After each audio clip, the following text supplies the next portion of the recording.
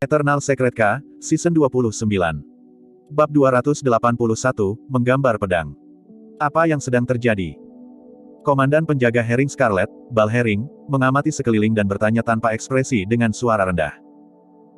Beberapa pembudidaya dari True Fire Elixir Workshop bergegas maju dan menceritakan kembali seluruh kejadian dengan menambahkan gosip. Hahaha. Petik 2. Bal Vulture memandang Suzimo dengan main-main dengan tatapan kejam ketika dia tertawa dengan cara yang gila. Ini sudah berakhir. Kultivator berjubah hijau itu pasti akan disiksa sampai mati di tangan Herring Botak. Petik 2. Jika aku jadi dia, aku akan bunuh diri segera. Setidaknya, itu akan menjadi kematian yang lebih mudah. Petik 2. Banyak pembudidaya berdiskusi dengan lembut. Komandan penjaga White Hawk, Bai Yuhan, tidak bisa membantu tetapi mengerutkan kening ketika dia mendengar penghitungan ulang. Seluruh kejadian itu tampak mencurigakan. Awalnya adalah perselisihan antara True Fire dan Azure Frost Elixir Workshop. Atau lebih tepatnya, bisa dikatakan bahwa itu adalah dendam pribadi antara He Xing dan Su Xiaoning.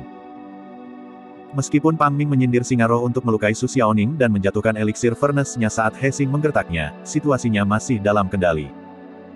Hanya setelah pembudidaya berjubah hijau ini muncul bahwa situasi benar-benar lepas kendali. Memang benar bahwa He Xing telah menyerang lebih dulu, tetapi reaksi pembudidaya berjubah hijau terlalu ekstrim, dia membunuh dua orang dengan segera tanpa memberi kesempatan kepada pihak lain untuk menjelaskan sesuatu. Lebih jauh lagi, bahkan jika dia membunuh He Xing untuk membela diri, tidak masuk akal baginya untuk membunuh dua penjaga Herring Scarlet sesudahnya. Baca lebih lanjut bab tentang novelringan.com. Bai Yuhan memandang Suzimo secara naluriah tetapi mendapati dirinya sedikit terpana. Dia dikelilingi oleh dua regu penjaga ibu kota, dia dihadapkan dengan dua komandan dan salah satu dari mereka bahkan adalah Herring Bal yang kejam. Namun, pria itu sama sekali tidak menunjukkan rasa takut. Bahkan, Bai Yuhan tidak bisa melihat sedikit panik di mata orang itu. Dia telah membunuh di ibu kota dan dia bahkan sangat menentukan dalam membunuh penjaga ibu kota. Namun, dia tenang dan tenang dalam menghadapi pengepungan yang berat ini, dukungan macam apa yang dimiliki pria itu. Bal Herring menatap Suzimo dari atas. Kegembiraan terlihat di matanya ketika dia berkata dengan sinis, sangat bagus, sangat bagus. Kebetulan saya bosan selama periode waktu ini dan seseorang menawarkan dirinya untuk menghilangkan kebosanan saya, hehe. Petik 2. Kamu tidak akan bisa menyentuhku. Petik 2. Tiba-tiba Suzimo berbicara, memandangi Bal Herring dengan tenang. Saat dia mengatakan itu, kerumunan jatuh ke keributan. Pria ini berstatus rendah, namun dia berani menantang komandan penjaga Herring Scarlet secara terbuka, apakah dia benar-benar ingin mati? Wajah Herring Botak menjadi gelap. Sejak dia mengambil posisi sebagai komandan penjaga Herring Scarlet, tidak ada yang berani berbicara dengannya seperti ini selama bertahun-tahun. Nak, biarkan aku memberitahumu. Bahkan jika Raja Surgawi datang hari ini, dia tidak akan bisa menyelamatkanmu. Petik 2. Bal Vulture berkata dengan dingin, jangan khawatir, aku punya 100 cara untuk membuat hidupmu seperti neraka. Pada akhir semua itu, Anda akan berlutut di hadapan saya dan memohon belas kasihan bagi saya untuk membunuh Anda. Petik 2. Saat itu, suara lain bisa terdengar dari jauh. Kamu benar-benar tidak akan bisa menyentuhnya. Petik 2. Semua orang melihat ke arah suara itu, hanya untuk melihat sosok yang bergegas secepat kilat. Dia berjalan di udara dengan kecepatan yang sangat cepat dan tiba dalam sekejap mata. Pria itu mengenakan baju hijau dan tinggi dengan wajah gelap berjanggut. Dia tidak lain adalah komandan penjaga Azure Falcon, Mu Dongqing. Ketika lelaki berjanggut itu melihat Suzimo, dia melotot agar orang itu yakin. Suzimo mengangguk sedikit sebagai bentuk salam. Hari ini, seharusnya giliran penjaga Azure Falcon untuk beristirahat dan pria berjanggut seharusnya tidak muncul di sini. Namun, dia pasti telah diberitahu oleh seseorang untuk dapat tiba tepat waktu. Menyapu pandangannya, Suzimo menemukan bahwa Nian Qi telah pergi dan langsung punya firasat tentang apa yang terjadi.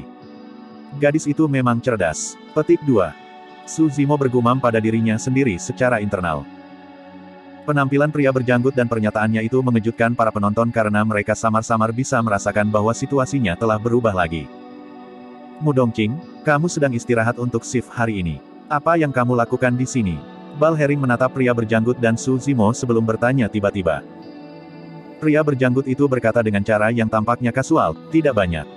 Saya datang untuk melihat keributan yang sudah cukup besar. Petik 2. Fufu. Petik 2. Bal Herring tersenyum. Ini bukan urusanmu di sini. Sudah cukup bahwa saya di sini, Anda bisa pergi. Petik 2. Baik. Petik 2. Pria berjanggut itu mengangguk dan turun ke tanah. Meraih Suzimo dengan lengannya, dia naik ke langit, dia mencoba mengambil Suzimo dari tempat ini. Ekspresi Balfulture berubah dan tubuhnya berkedip, muncul di hadapan pria berjanggut itu seketika. Menghalangi jalan mereka, dia bertanya perlahan dengan ekspresi gelap, "Mu Dongqing, apa artinya ini?" Tidak banyak. Petik 2. Pria berjanggut itu berdiri di depan Suzimo tanpa mengubah ekspresinya. Balfulture menunjuk ke mayat-mayat di tanah dan mencibir, "Orang ini tidak punya mata untuk hukum dan membantai orang di ibu kota, bahkan membunuh 2 penjaga Vulture Scarlet saya. Anda ingin membawanya begitu saja? Mu Dongqing, bukankah kamu berani?" Petik 2. Pria berjanggut cemberut. Tiba-tiba, Suzimo berbisik di telinganya dan mata pria berjanggut itu berbinar sebelum berkata dengan suara yang dalam, "Burung botak, karena Hexing adalah orang yang menyerang pertama, ia membawa kematiannya sendiri pada dirinya sendiri. Adapun penjaga Herring Scarlet Anda, mereka telah kehilangan kehormatan mereka dan itu adalah kelalaian tugas bagi mereka untuk menjadi bias dan gagal untuk melihat apa yang terjadi." Petik 2. Mu Dongqing, giliran Azure Falcon untuk beristirahat hari ini. Anda tidak memiliki hak untuk ikut campur dalam masalah di sini. Mata Balhering bersinar terang dan dingin dalam nada bicaranya meningkat. Pria berjanggut berkata dengan suara rendah, "Hari ini, aku Mu Dongqing dan aku tidak mewakili penjaga Azure Falcon. Tidak ada penjaga Azure Falcon lain yang akan ikut campur dalam urusan hari ini juga." Petik 2. Cek, cek, cek. Balhering tiba-tiba tertawa dengan cara yang menyeramkan, membuat rambut seseorang berdiri. Setelah beberapa saat, tawa itu berhenti. Menamparkan tas penyimpanannya, Balfulture mengeluarkan 2 kait perak yang bersinar dengan kilatan dingin dan dingin sebelum berkata perlahan dengan cara yang mengintimidasi, "Jika kamu bersikeras melindunginya, kamu akan melawan aku dan seluruh penjaga Scarlet Vulture. Jangan salahkan saya karena tidak menunjukkan belas kasihan." Petik 2. Setelah mendengar itu, penjaga Herring Scarlet di udara menarik senjata roh mereka dan memelototi pria berjanggut dengan ekspresi sengit, tidak ramah. Pria berjanggut itu terdiam. Balfulture memberi tekanan padanya menggunakan seluruh pasukan. Selama dia berani mengajukan keberatan, dia akan membuat musuh dengan seluruh penjaga Herring Scarlet. Tepat ketika orang banyak berpikir bahwa pria berjanggut itu akan memberikannya, dia tidak mundur satu langkah pun dan menyekat tangannya dengan lembut di tas penyimpanannya. Seketika, palu raksasa muncul di telapak tangannya, memancarkan aura yang kokoh dan berat. Itu Gayung bersambut. "Seperti yang aku katakan, kamu tidak akan bisa menyentuhnya hari ini." Pria berjanggut itu memiliki pandangan yang menyala dan palu di tangannya bergetar, memancarkan cahaya roh yang cemerlang. 4 pola roh bersinar dengan cara yang berbeda, menarik serangkaian terengah-engah terkejut. 4 pola roh, itu adalah senjata roh kelas tertinggi. Semua orang terkejut. Di satu sisi, mereka terkejut dengan senjata roh tingkat tinggi di tangan pria berjanggut. Di sisi lain, tidak ada yang mengira bahwa pria berjanggut akan membuat musuh dari seluruh penjaga Herring Scarlet hanya untuk pembudidaya berjubah hijau. Palu di tangan pria berjanggut itu bersinar dengan cahaya roh yang cerah. Melihat situasinya, banyak penjaga Herring Scarlet di udara menyalurkan energi roh mereka, menyebabkan kapak belati di tangan mereka bersinar terang sementara pedang terbang melayang di atas langit. Dalam sekejap mata, kedua pihak telah menghunus pedang dan berada di ambang pertempuran. Bab 282, Bertemu Kaisar. Bagi semua orang, tidak peduli alasan yang memulai konflik, semua hal telah benar-benar di luar kendali pada titik ini dan pertempuran besar tidak dapat dihindari. Dengan 2 penjaga Herring Scarlet mati, tidak mungkin Balhering akan mundur di depan semua orang dan pasti akan meminta ganti rugi. Kalau tidak, bukan hanya dia, seluruh penjaga Herring Scarlet akan menderita dalam reputasi di ibu kota setelah hari ini. Sikap pria berjanggut itu sekarang hanya menambah bahan bakar ke api. Bahkan ada lebih sedikit alasan bagi Vulture botak dan penjaga Herring Scarlet untuk mundur. Pada kenyataannya, tidak seperti apa yang dipikirkan semua orang, Herring botak berada dalam kesulitan dan tidak bisa maju atau mundur. Bagaimana Mu Dongqing mendapatkan senjata roh kelas tertinggi? Sial. Herring botak dikutuk secara internal dan tatapan hati yang tak terlihat melintas di matanya. Sementara dia adalah komandan penjaga Herring Scarlet, dia tidak mendapatkan senjata roh tingkat tertinggi selama bertahun-tahun. Mengingat keadaan normal, jika kedua belah pihak bertarung, dia akan bisa menahan pria berjanggut itu sementara penjaga Herring Scarlet bisa menekan pembudidaya berjubah hijau dengan mudah. Namun, pria berjanggut itu tiba-tiba mengeluarkan senjata roh tingkat tinggi. Kekuatannya lebih lemah dari pria berjanggut untuk memulai. Dengan tambahan senjata roh tingkat tertinggi, Balfulture sama sekali tidak cocok untuk pria berjanggut itu. Jika mereka benar-benar bertarung, hasilnya tidak pasti. Saat itu, Bai Yuhan berbicara, Keduanya komandan, jika Anda bertempur di ibu kota untuk sesuatu yang begitu kecil dan menyebabkan kepanikan, Anda berdua mungkin tidak dapat lolos dari hukuman jika Yang Mulia memutuskan untuk mengejar masalah tersebut. Petik 2. Lelaki berjanggut dan herring botak berada dalam pertempuran dengan senjata mereka ditarik. Saat ini, Bai Yuhan adalah satu-satunya yang memiliki hak untuk berbicara. Baca lebih lanjut bab tentang novelringan.com. Ketegangan antara kedua belah pihak sedikit menurun. Bai Yuhan melanjutkan, saya punya saran. Kalian berdua harus mengambil langkah mundur dan kami akan berkonsultasi dengan Kaisar di pengadilan kekaisaran. Kami akan membiarkan Yang Mulia memutuskan bagaimana melanjutkannya. Petik 2. Mendengar itu, pria berjanggut dan herring botak itu menghela napas lega dan santai. Aku baik-baik saja dengan itu. Petik 2. Herring botak mendengus dingin dan adalah yang pertama berbicara. Menurut pendapatnya, selama mereka bertemu dengan Kaisar, pria berjanggut akan menerima hukuman dan pembudidaya berjubah hijau tidak akan bisa lolos dari kematian. Pria berjanggut itu meletakkan senjatanya dan mengangguk. Itu akan berhasil. Petik 2. Bai Yuhan menangkupkan tinjunya. Itu hebat. Saya akan bergerak dulu dan melaporkan masalah ini ke istana. Petik 2. Dengan mengatakan itu, Bai Yuhan berbalik dan berubah menjadi seberkas cahaya, menghilang di depan semua orang. Tatapan Balfulture bergeser di antara pria berjanggut dan Su Zimo dengan tatapan mengejek. Ayo pergi. Aku akan melihat apa yang bisa kamu katakan di aula utama istana. Petik 2. Pria berjanggut itu tersenyum dan tidak menjawab. Beralih ke Su Zimo, dia bertanya, Tuan Mo, apakah ada hal lain yang kamu inginkan? Petik 2. Tahan. Petik 2. Su Zimo datang sebelum Xiaoning. Saudara. Su Zimo sedikit mengernyit khawatir. Tangannya yang ramping meraih lengan Su Zimo tanpa sadar dan tidak berani melepaskannya saat dia menangis dalam kecemasan. Kamu menangis untuk apa? Su Zimo tersenyum dan mengulurkan telapak tangannya untuk membelai kepala Su Xiaoning dengan penuh kasih, mengacak-acak rambutnya. Ketika dia muda, Su Zimo suka mengacak-acak rambut Xiaoning. Setiap kali, dia akan menyala dan mengejar Su Zimo untuk memukulnya. Ketika salah satu dari mereka mengejar sementara yang lain berlari, mereka menyeberangi padang rumput dan aliran air, berlari sampai mereka benar-benar basah oleh keringat sebelum mereka pingsan dan duduk di tanah, semuanya terjulur keluar. Tidak hanya rambut mereka berantakan, mereka juga dipenuhi dengan kotoran dan terlihat acak-acakan. Saat itu, kedua saudara kandung akan saling memandang dan tertawa, menikmati diri mereka sendiri meskipun tahu bahwa mereka akan dimarahi oleh saudara laki-laki tertua mereka setelah kembali ke rumah. Sekarang, tindakan Su Zimo datang dengan maksud mengganggu Xiaoning. Namun, dia akhirnya menangis bahkan lebih sedih, terisak tanpa henti. Su Zimo berkata dengan lembut, jangan khawatir, aku tidak akan mati. Petik 2. Ketika Yang Yu dari Azure Frost Elixir Workshop mendengar itu, dia tidak bisa menahan diri dan mencibir sebelum melirik Su Zimo. Apakah kamu berpikir bahwa kamu dapat berjalan hidup-hidup setelah memasuki istana?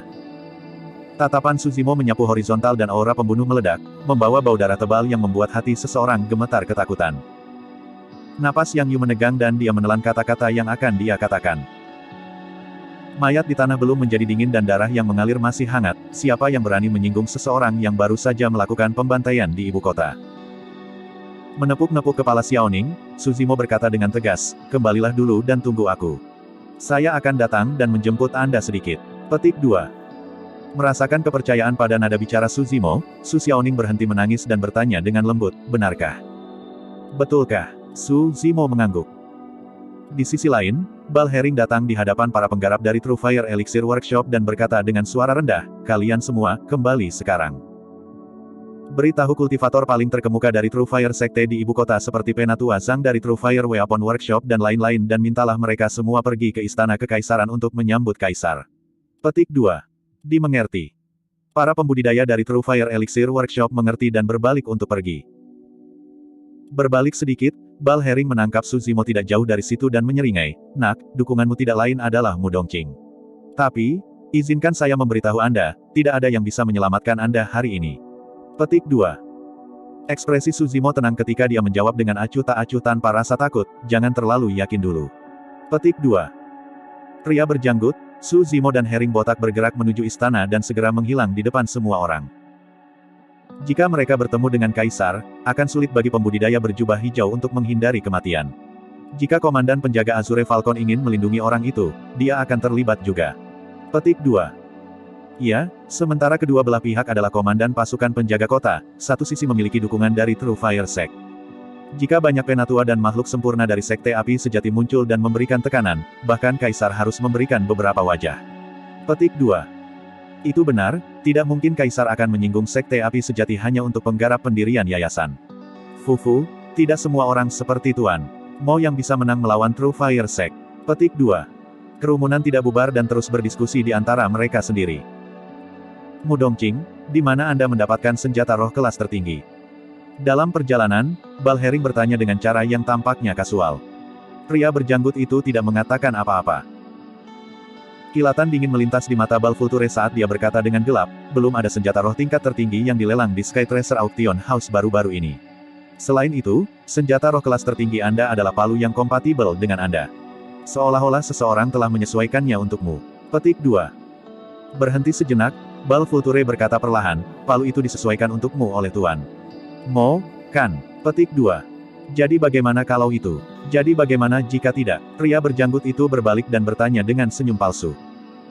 Balhering menyatakan dengan bangga, jika Anda dapat membantu merekomendasikan dan meminta Tuan Mo menyesuaikan senjata roh kelas tertinggi untukku juga, aku akan membiarkanmu pergi untuk urusan hari ini. Mu Dongqing, Anda tidak punya peluang untuk menang hari ini. Petik 2. Begitu dia menyelesaikan kalimatnya, Balhering merasakan sesuatu dan menoleh hanya untuk melihat Suzimo menatapnya dengan ekspresi aneh, sepertinya mengejeknya. Tatapan itu membuat Balhering merasa jijik. Dia tertawa sinis. Nak, begitu kau ada di tanganku, hal pertama yang akan kulakukan adalah menggali bola matamu agar kau bisa menatapku. Setelah mendengar itu, Suzimo tertawa kecil. Menarik. Petik 2. Bab 283, karena dia adalah Moling. Paviliun Kekaguman Hujan. Di tempat yang elegan di istana, disinilah anggota keluarga kerajaan akan mendengarkan dan mengagumi hujan. Air jernih mengalir di depan paviliun dengan bunga lotus dan dedaunan mengambang di atasnya. Di sebelah kolam ada pohon pisang Jepang dan bambu hijau. Baik itu hujan lembut musim semi atau hujan santai musim gugur, suara mereka mendarat di tanaman yang berbeda akan membawa keadaan pikiran yang berbeda bagi mereka yang mendengarkan. Suara-suara yang berbeda berdering di telinga dan pikiran mereka menciptakan berbagai sensasi. Tidak lama setelah Suzimo dan dua lainnya memasuki istana, seseorang datang dan membawa mereka ke sini. Hanya ada dua orang di Rain Admiration Pavilion. Salah satunya adalah Bai Yuhan yang datang sebelum mereka. Orang lain mengenakan jubah brokat emas dan rambutnya yang panjang menutupi bahunya. Berdiri di depan jendela, dia menatap langit. Sementara punggungnya menghadap semua orang sehingga wajahnya tidak bisa dilihat, dia memancarkan martabat yang tak terlukiskan yang membuat orang terkesan. Salam, Yang Mulia. Pria berjanggut dan pria berjenggot berlutut segera dan berteriak dengan tangan ditangkup. Iya, petik 2. Suara Kaisar Gritzo terdengar dalam dan magnetis. Melihat pandangan belakang Kaisar, mata Suzimo berkedip. Reporti. Baca lebih lanjut bab tentang novelringan.com. Pada saat ini, seorang penjaga tentara kekaisaran berlari mendekat. 10 penatua dari True Fire Weapon Workshop dan True Fire Elixir Workshop meminta audiensi dengan Yang Mulia. Memang, petik 2. Kaisar menjawab dengan satu kata.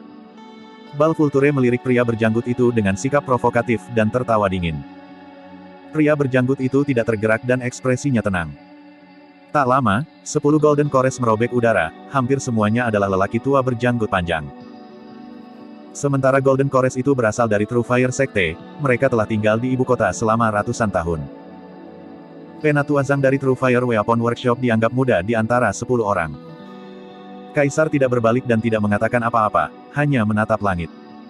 Tanpa sadar, langit sudah dipenuhi dengan awan dan sepertinya hujan akan segera turun. Tidak ada yang bisa membaca pikiran Kaisar. Suasana di dalam Rain Admiration Pavilion tiba-tiba tampak sedikit menyesakkan dan suram. Berdiri, Bai Yuhan berkata, jika ada yang ingin kalian katakan, katakan di sini. Yang Mulia akan membuat keputusan akhir. Petik 2. 10 penatua True Fire Sect bertukar pandang dan seseorang berdiri, menunjuk Suzimo. Orang itu membunuh secara sembarangan di ibu kota dan tidak memedulikan hukum. Tidak hanya dia membunuh 2 murid True Fire Sect kami tanpa alasan, dia bahkan membunuh 2 penjaga Herring Scarlet. Dia tidak memiliki moral. Petik 2. Ledakan. Saat itu, guntur meledak. Segera setelah itu, hujan turun deras. Di tengah hujan deras, Balhering berkata perlahan, Yang Mulia, orang ini mengabaikan hukum kami dan itu setara dengan menantang otoritas Anda. Itu tidak akan berlaku bagi kita untuk tidak membunuhnya. Kami tidak akan bisa menenangkan rakyat jelata dan menjaga hukum dan ketertiban kami. Petik 2. Selain itu, meskipun anak ini melakukan kejahatan keji, Mu Dongqing, sebagai komandan penjaga Azure Falcon, bahkan membela dirinya alih-alih menghindari masalah. Dia hampir menyebabkan pertempuran besar dan pertarungan internal antara pasukan penjaga. Saya merasa bahwa Mu Dongqing harus dilucuti dari posisinya sebagai komandan penjaga Azure Falcon dan dipenjara selamanya. Petik 2. Hujan di luar menjadi lebih berat saat kata-kata burung herring botak jatuh. Mendarat di dedaunan pohon pisang Jepang, tetesan hujan menggambarkan suara urgensi saat niat membunuh menyelimuti Rain Admiration Pavilion. Kaisar berdiri dengan tangan di belakang, hanya menonton hujan lebat di luar tanpa berkata apa-apa. Pavilion kekaguman Rain terdiam sesaat. Suasana berubah semakin berat. Beberapa saat kemudian, Su Zimo berbicara perlahan, semua orang melewatkan sesuatu. Hexing adalah orang yang menyerang saya lebih dulu. Petik 2. Fire Weapon Workshop mencibir, dari yang saya tahu, Hexing hanya ingin menamparmu. Itu akan paling memalukan, tetapi Anda memilih untuk membunuhnya. Petik 2. Su Zimo menjawab dengan acuh tak acuh, siapapun yang mempermalukan saya harus mati dalam penyesalan. Petik 2. Haha. Penatua Zhang tertawa terbahak-bahak. Lelucon yang luar biasa. Siapa kamu sehingga Hexing harus membayar dengan hidupnya untuk mempermalukanmu? Petik 2. Saya seseorang yang tidak dapat disentuh oleh Hexing. Jika dia menyentuhku, dia harus mati. Su Zimo mengucapkan setiap kata. 10 penatua True Fire Sekte terkejut. Samar-samar mereka bisa merasakan bahwa Su Zimo tidak bercanda. Bal Herring juga memperhatikan bahwa ada sesuatu yang tidak beres dengan situasinya. Fakta bahwa Su Zimo dapat mempertahankan ketenangannya di hadapan Kaisar berarti bahwa dia memiliki sesuatu untuk dijadikan sandaran. Atas dasar apa? Penatua Zhang mengertakkan gigi dan bertanya. Saat itu, suara lain terdengar dari Rain Admiration Pavilion. Atas dasar bahwa dia adalah master perbaikan senjata nomor 1 di ibu kota dinasti Zhou besar, master dari workshop senjata Mo Spirit, Mo Ling. Semua orang memandang ke arah suara hanya untuk melihat Kaisar berbalik perlahan, mengungkapkan penampilannya. Dia memiliki dahi lebar dan mata yang cerah dan jernih disertai dengan aura otoritas. Ini adalah pria berjubah kuning yang telah mengunjungi Mo Spirit Weapon Workshop beberapa bulan yang lalu. Saat dia mengatakan bahwa, selain pria berjanggut, semua orang yang hadir tercengang. Pembudidaya berjubah hijau itu adalah Mo Ling. Bukankah Mo Ling inti emas? Orang itu hanya berada di tahap yayasan pendirian tahap akhir, bagaimana dia bisa memperbaiki senjata roh kelas tertinggi? Pikiran Penatua Zhang berada dalam kekacauan mutlak, bagaimana Mo Ling selamat dari upaya pembunuhan malam itu beberapa bulan yang lalu sebagai yayasan pembentukan yayasan tahap akhir. Jika Kaisar tidak mengatakannya secara pribadi, tidak ada yang akan mempercayainya. Bahkan sekarang, semua orang yang hadir memiliki keraguan tentang itu. Pria berjanggut itu relatif tenang karena dia tahu tentang identitas Su Zimo sebelumnya. Sekilas kesadaran melintas di mata Bai Yuhan saat dia berpikir, jadi, itu kartu asmu. Tidak heran kamu begitu tenang. Petik 2. Tidak peduli apa yang dikatakan True Fire Sekte atau Herring Botak, selama identitas Su Zimo diketahui, dia bisa membalikkan seluruh situasi. Di antara mereka, orang yang paling terkejut adalah komandan penjaga Herring Scarlet, Herring Botak. Bagaimana ini bisa terjadi? Bagaimana tiba-tiba berubah menjadi ini? Herring Botak telah memikirkan kemungkinan yang tak terhitung jumlahnya, tetapi satu-satunya hal yang tidak dia duga adalah bahwa orang ini adalah Mo Ling. Jika itu benar-benar terjadi, fakta bahwa Hexing ingin mempermalukan master penyempurnaan senjata nomor 1 di ibu kota Great Zhou hanya akan berarti bahwa ia pantas mati. Tanpa sadar, hujan di luar telah berhenti. Hujan deras pergi tiba-tiba seperti saat datang.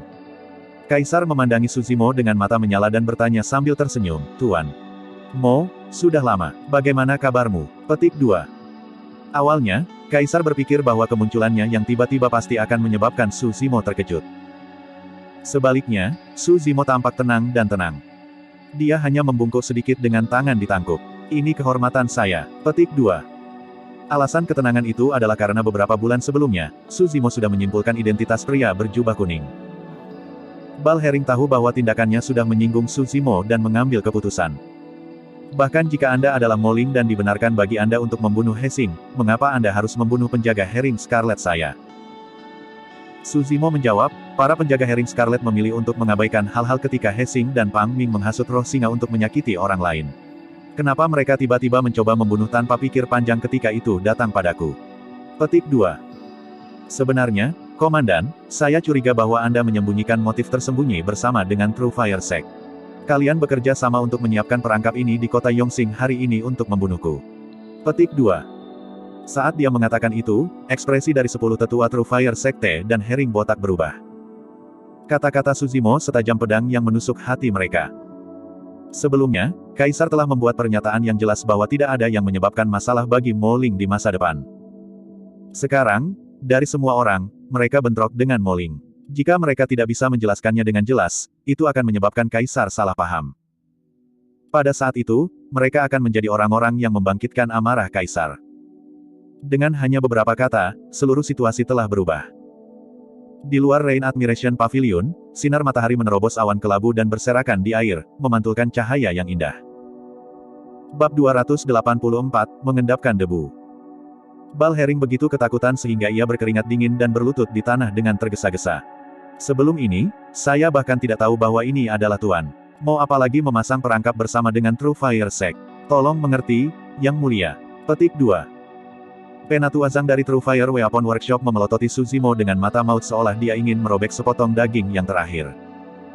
Orang di depannya ini adalah Mo Ling. Mo Ling yang sama yang dikenal sebagai Master Perbaikan Senjata nomor 1 di dinasti Zhou Agung dan dapat menyesuaikan senjata roh kelas tertinggi. Berapa umur orang ini? Dia hanya berusia 20-an. Meskipun memiliki fondasi yang mengakar dalam ribuan tahun di ibu kota, True Fire Weapon Workshop kalah oleh seorang pria muda seperti ini. Tetua Sekte Api Sejati lainnya juga dalam keadaan panik dan tampak ketakutan setelah mendengar berita itu. Setelah melihat ini, Komandan Penjaga White Hawk, Bai Yuhan, menghela nafas pada dirinya sendiri.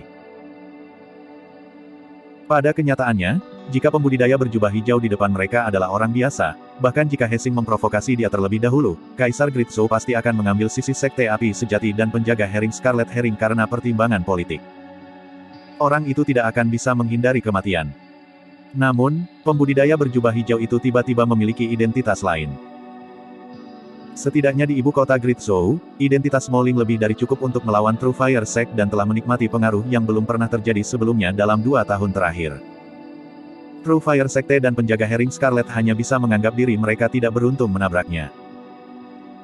Merenungkan sejenak, Sang Kaisar menyatakan dengan keras, Sekte Api Sejati menindas orang lain dengan otoritas mereka dan menghasut roh singa untuk melukai orang lain. Juga, Hessing memprovokasi Tuan Mo dan pantas mati. Petik 2. Baca lebih lanjut bab tentang novelringan.com. Herring Botak, Anda berasal dari True Fire Sekte dan dapat dianggap sebagai setengah dari murid mereka. Sudah jelas bahwa Anda bias dalam hal ini. Selain itu, Anda tidak bisa mengelola bawahan Anda dan gagal mengendalikan situasi dengan segera, itu adalah kelalaian tugas. Petik 2. Jika penjaga Herring Scarlet berdiri untuk menegakkan keadilan setelah Pang Ming menghasut roh singa untuk melukai orang lain, Su Zimo tidak akan membunuh siapapun di jalanan. Justru karena tindakan penjaga Herring Scarlet, Su Zimo memendam niat membunuh setelah melihat Xiaoning diganggu tak berdaya oleh orang-orang dari True Fire Elixir Workshop dan Azure Frost Elixir Workshop. Kaisar melanjutkan, burung bangkai botak, hukumanmu akan setahun tanpa gaji dan hari libur. Jika hal serupa terjadi lagi, Anda pasti akan dihukum berat. Petik 2. Terima kasih, Yang Mulia. Petik 2. Kaisar melambaikannya. Baiklah, kalian semua bisa pergi sekarang. Bapak, Mo, tetap di belakang. Petik 2. Dengan debu pada hal-hal yang menetap, 10 tetua True Fire Sect, Herring Botak, pria berjanggut dan Bai Yuhan meninggalkan Rain Admiration Pavilion. 10 tetua True Fire Sekte menderita pukulan besar. Sebelum ini, reputasi True Fire Weapon Workshop di ibu kota sudah anjlok setelah kalah dari Mo Ling. Dan sekarang, dari semua orang, True Fire Elixir Workshop bertabrakan dengan Mo Ling sekali lagi, mengakibatkan kematian salah satu master penyempurnaan elixir mereka yang paling menjanjikan dari generasi muda, itu adalah kerugian yang mengerikan. Mo Ling, Mo Ling. Penatuazang mengertakkan gigi. Dengan ekspresi gelap, matanya dipenuhi dengan kebencian tanpa akhir. Paviliun Kekaguman Hujan. Bapak, Mo, kau cukup licik. Petik 2. Setelah semua orang pergi, Kaisar memandang Su Zimo dengan senyum tipis dan mengatakan sesuatu yang membingungkan. Ekspresi Su Zimo tidak berubah dan dia tidak menjawab. Kaisar tersenyum dan mengubah topik pembicaraan.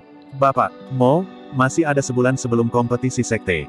Setelah selesai, medan perang kuno akan dibuka. Rencana apa yang Anda miliki? Petik 2. Ada peluang besar di dalam medan perang kuno dan aku secara alami ingin menjelajahinya. Ketika saatnya tiba, saya akan mengambil bagian dalam kompetisi sekte, kata Su Zimo. Kaisar tertawa. Mengingat kemampuanmu, aku yakin kamu akan mendapat tempat dalam daftar peringkat senjata tanpa ikut serta dalam kompetisi sekte. Petik 2. Bagaimana dengan ini, aku ingin mengundang kamu sebagai salah satu juri untuk kompetisi sekte. Pada saat itu, Anda dapat memberikan beberapa petunjuk kepada talenta yang ambil bagian. Saya akan memesan tempat nomor 1 di daftar peringkat senjata untuk Anda sehingga Anda dapat memasuki medan perang kuno dengan semua orang setelah kompetisi sekte. Bagaimana itu terdengar? Petik 2. Terima kasih, Yang Mulia. Petik 2. Suzimo menangkupkan tinjunya sebagai tanda terima kasih dan berhenti sejenak sebelum melanjutkan. Yang Mulia, senjata roh kelas tertinggi yang telah kamu sesuaikan sebelumnya sudah selesai. Aku akan meninggalkannya bersamamu dulu. Ketika saatnya tiba, saya akan meminta seseorang untuk mengambilnya, jawab Kaisar dengan santai.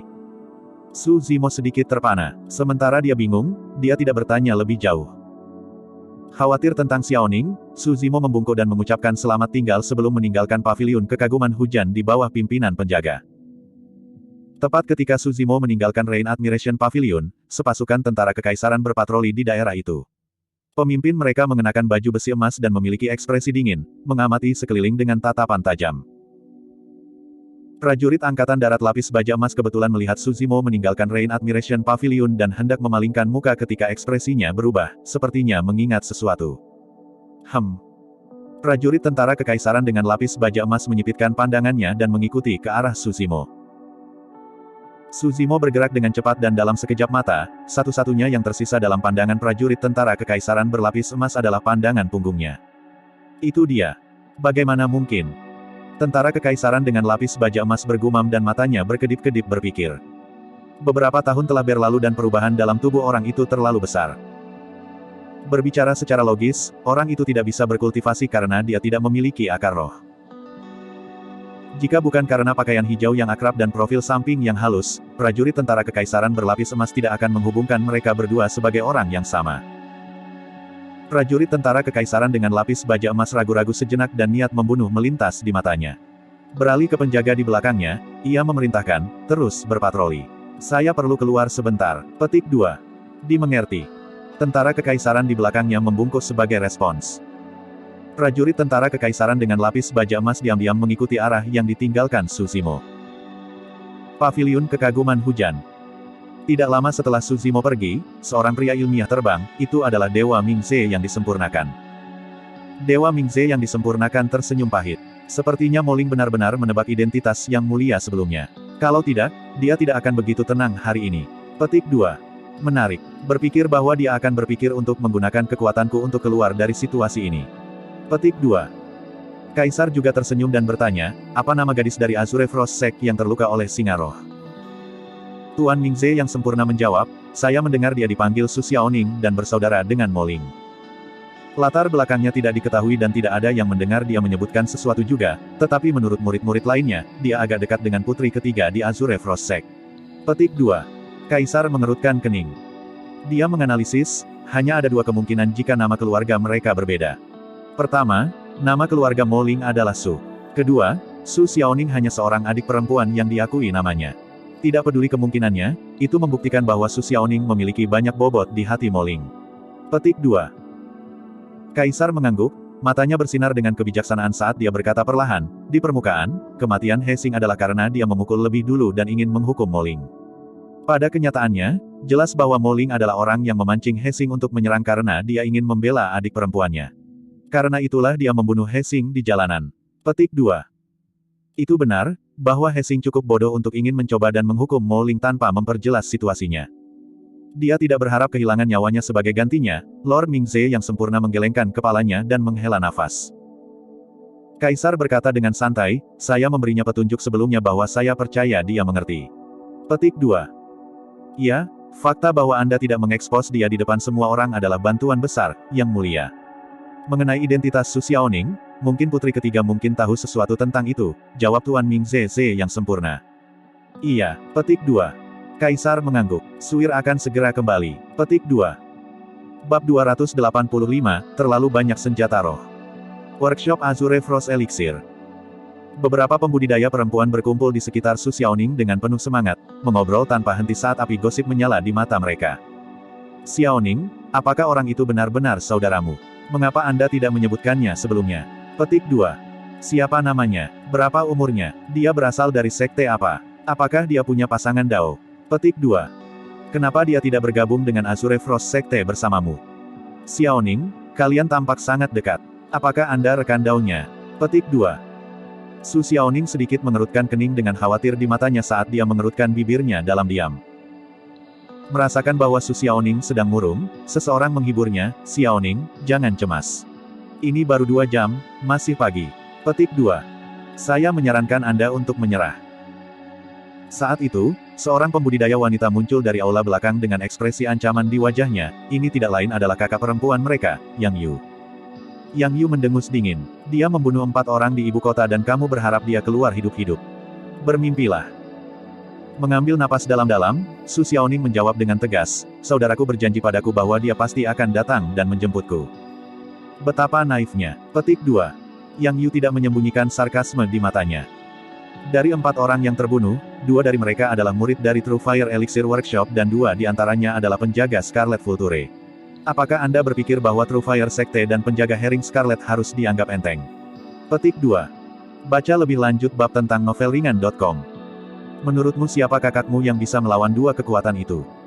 Dengan setiap kata Yang Yu, wajah Su Xiaoning memucat. Dia tahu betul bahwa kemungkinan Su Zimo meninggalkan ibu kota hidup-hidup sangat rendah, tetapi dia masih bersedia untuk menaruh kepercayaan padanya. Yang Yu mengubah topik pembicaraan. Namun, kita juga tidak bisa terlalu yakin tentang itu. Memang ada orang yang memiliki apa yang diperlukan untuk melawan True Fire Sect dan penjaga Herring Scarlet di ibu kota.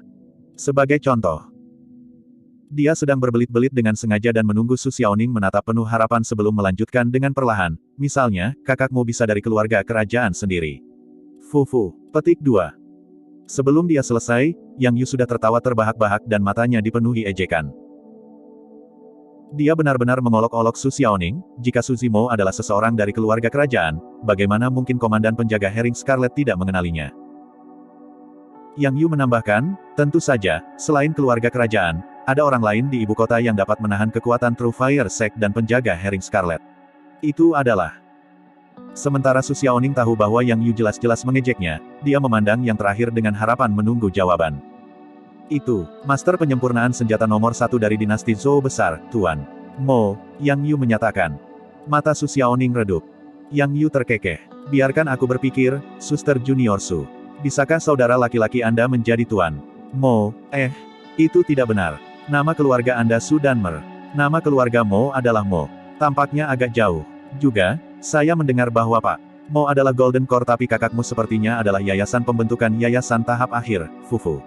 Petik 2. Su Xiaoning menyatakan, Anda tidak harus sarkastik, Sister Senior Yang. Saya percaya bahwa saudara saya pasti akan kembali hidup-hidup. Petik 2. Yang Yu mendengus dengan tawa tertahan. Jika kakakmu kembali hidup-hidup, aku akan. Tepat setelah Yang Yu mengatakan itu, dia melihat sosok yang melangkah. Mengenakan jubah hijau dengan fitur halus, dia berjalan ke aula utama perlahan. Para pembudidaya di aula utama terpana di tempat itu, menyaksikan dengan kaget dengan mulut mereka yang ternganga. Bagaimana bisa begitu? Kamu. Petik 2. Yang Yu memandang orang yang datang dan pikirannya berantakan. Seseorang yang dia pikir pasti sudah mati berdiri hidup dan baik-baik saja di hadapannya. Su Zimo memelototi Yang Yu dengan dingin.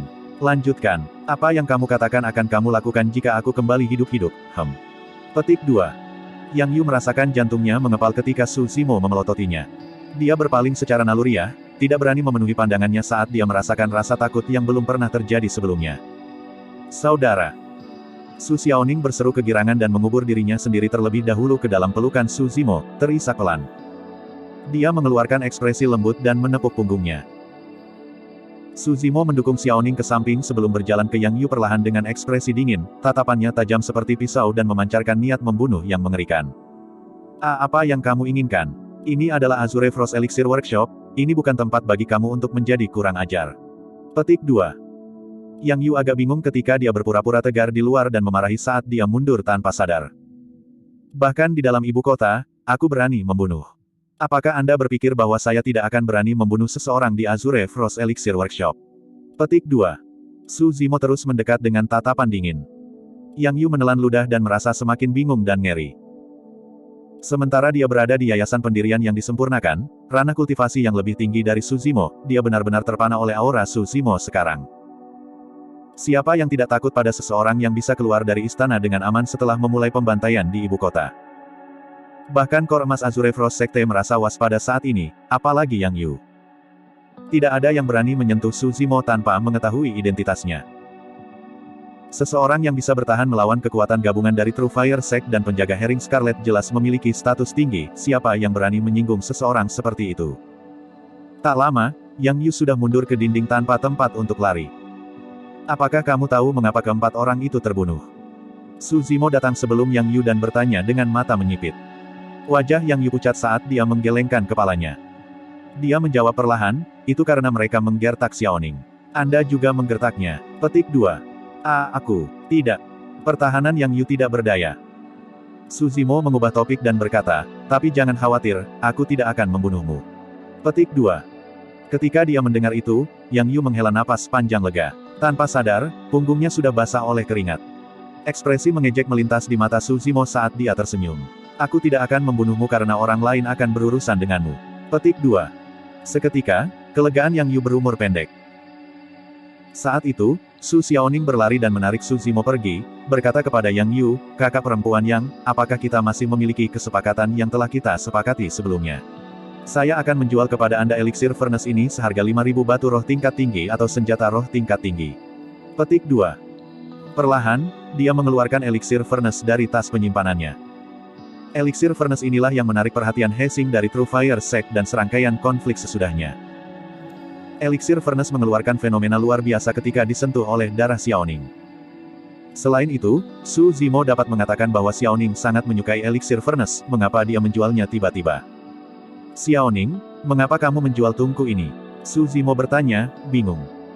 Su Xiaoning menjawab dengan serius, saudaraku, kau selalu kidal. Anda kemungkinan besar tidak memiliki senjata roh yang berguna dengan Anda. Setelah saya menjual tungku ini, saya akan memiliki uang untuk menyesuaikan senjata roh kelas superior untuk Anda. Petik 2. Su Zimo merasakan jantungnya membara dengan hangat saat dia menggosok kepala Xiaoning dengan penuh perhatian. Cepat dan simpan tungku. Petik 2. Dia mengatakan dengan cara yang sebenarnya, Xiaoning, izinkan saya memberitahu Anda, alasan mengapa saya menggunakan tangan kosong bukan karena saya tidak punya senjata roh. Itu karena aku punya terlalu banyak. Petik 2. Kamu membual lagi. Ayo pergi, aku akan membawamu ke tempatku untuk melihatnya. Petik 2. Tidak lagi peduli dengan Yang Yu, Su Zimo membawa Xiaoning pergi dari Azure Frost Elixir Workshop. Bab 286, Berburu Saling. Pada saat mereka meninggalkan Azure Frost Elixir Workshop, sudah malam dan semakin sedikit orang di jalanan. Saudara kandung secara alami memiliki banyak hal untuk dikatakan setelah tidak bertemu satu sama lain selama bertahun-tahun. Saudari senior yang bahkan mengatakan bahwa hanya Tuan Mo atau seseorang dari keluarga kerajaan bisa kembali dengan selamat. Hehe, sepertinya kakakku juga bisa melakukannya. Petik 2. Dia tidak salah tentang itu. Petik 2. Itu karena aku Tuan Mo. Petik 2. Aku tidak percaya padamu. Suzimo tersenyum dan tidak menjelaskan, memimpin Xiaoning menuju lokakarya senjata Mo Spirit. Tak lama, mereka berdua tiba di pintu masuk lokakarya senjata Mo Spirit. Di bawah tatapan bingung Su Xiaoning, Suzimo mengetuk pintu lokakarya senjata Mo Spirit. Tak lama, seorang gadis yang sangat menakjubkan dengan rambut kuning layu menjulurkan kepalanya, itu adalah Nianqi. Pak, petik 2. Nianqi menyapa dengan riang gembira setelah melihat Suzimo. Iya, petik 2. Baca lebih lanjut bab tentang novelringan.com. Suzimo mengangguk dan mendorong Xiaoning. Ini adalah adik perempuanku. Kalian bisa ngobrol dulu. Saya memiliki beberapa hal lain yang harus diperhatikan dan akan kembali sedikit kemudian. Petik 2. Baiklah, jangan khawatir, Tuan. Petik 2. Nianqi mengangguk patuh. Su Xiaoning memandangi kata-kata, workshop senjata Mo Spirit, dengan mulut ternganga dan mata melebar, tidak dapat menghubungkan Suzimo dengan Tuan Mo yang terkenal di seluruh ibu kota. Itu hanya setelah Suzimo pergi dan Su Xiaoning dibawa ke halaman oleh Nianqi dengan linglung sebelum dia perlahan-lahan tersadar. Apakah adikku benar-benar Tuan Mo? Petik 2. Su Xiaoning menatap Nianqi dan bertanya dengan hati-hati. Betul sekali. Petik 2. Nianqi menunjuk ke arah, anjing hitam besar tergeletak di samping dan tersenyum. Ini disebut roh malam dan adalah binatang roh Tuan. Nama Mo Spirit digabungkan dari nama Pak dan Night Spirit. Petik 2. Night Spirit membuka matanya dan melirik Su Xiaoning dengan acuh tak acuh sebelum kembali tidur tanpa bergerak. Nian Qi terkekeh. Night Spirit seperti ini, selain Pak, tidak dekat dengan siapapun. Jangan disesatkan oleh bagaimana itu selalu terlihat sangat malas. Ketika marah, itu benar-benar menakutkan. Petik 2. Keduanya berusia sekitar sama dan mereka segera menjadi dekat. Setelah mengikuti pembudidaya berjubah hijau keluar dari ibu kota, Daisu melepas baju besinya dan berubah menjadi satu set jubah yang sama, menyembunyikan dirinya di antara kerumunan dan menggantung dari belakang. Dia tidak dapat memverifikasi apakah orang yang dia ikuti adalah orang yang sama yang dia lihat di kota kecil itu beberapa tahun yang lalu. Lagi pula, pria di kota kecil itu hanyalah manusia biasa yang tidak bisa bercocok tanam. Namun, pria berjubah hijau ini sudah berada di Foundation Establishment tahap akhir. Selain itu, tidak masuk akal bagi pria itu untuk muncul di ibu kota atau bahkan istana. Bagaimana itu mungkin? Semuanya tidak akan masuk akal jika mereka adalah orang yang sama. Namun, untuk beberapa alasan, meskipun itu hanya sekilas, Daisu memiliki perasaan yang sangat kuat tentang hal itu di dalam hatinya.